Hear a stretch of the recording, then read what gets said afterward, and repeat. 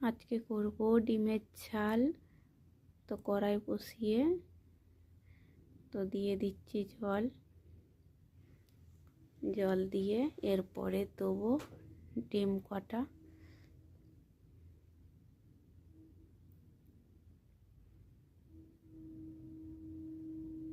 তো ডিম কটা দিয়ে দেবো, ডিম কটা বলতে 4টি রান্না করব ডিমের ঝাল। আর হালকা দিয়ে দিলাম নুন, তাড়াতাড়ি সেদ্ধ হয়ে যাবে। দিয়ে দিলাম ঢাকনা চাপা।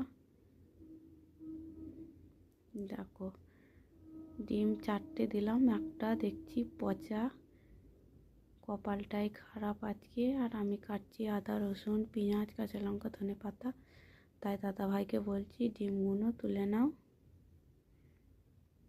দিয়ে ওই কড়াতেই ধুয়ে দিয়ে দিলাম হালকা তেল। তো তেলটা গরম হোক, নাহলে ডিমগুলো ওতে ভাজলে ছাল উঠে যাবে। হালকা নুন আর হলুদ দিয়ে দিয়েছি। তো ডিমগুলো ওতে এবার ভাজবো।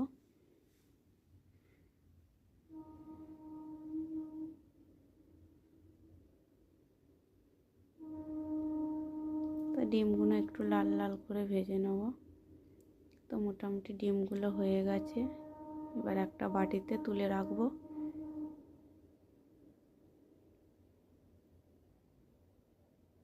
ওই তেলেতেই দিয়ে দেবো 4টে কাঁচা লঙ্কা, যেহেতু তেল আছে। আর দিয়ে দেবো পেঁয়াজ।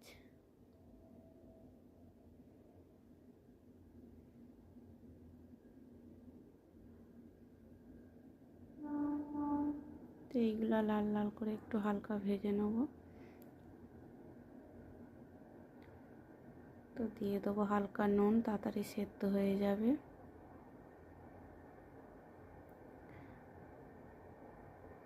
তো দাদা ভাই বলছে একটু তেলটা কম হয়েছে, একটু তেল দাও।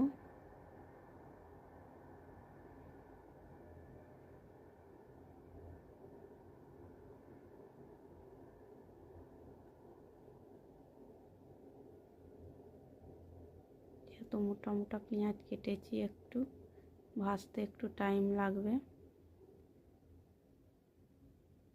আর এর মধ্যেই দিয়ে দেবো আদা রসুন, জল, লঙ্কা, হলুদ, জিরে গুঁড়ো, যা যাবতীয়। তো এইটাই আমার সুবিধা মনে হয়, একবারে গুলে নিয়ে দিয়ে দিলাম, ঝামেলা মিটে গেল। তো এটা হচ্ছে, তো দাদা ভাই বলছে